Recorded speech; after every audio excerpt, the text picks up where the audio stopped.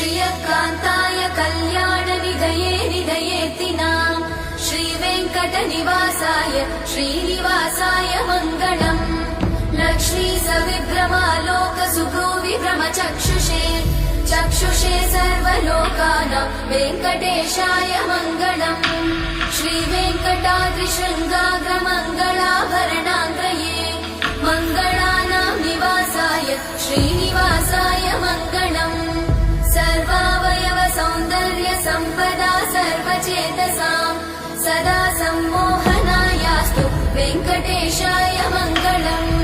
नित्याय निरवध्याय सत्यानन्दचिदात्मने सर्वान्तरात्मने श्रीमद् वेङ्कटेशाय मङ्गलम्। स्वतः सर्वविदे सर्वशक्तये सर्वशेषिने सुलभाय सुशीलाय वेङ्कटेशाय मङ्गलम्।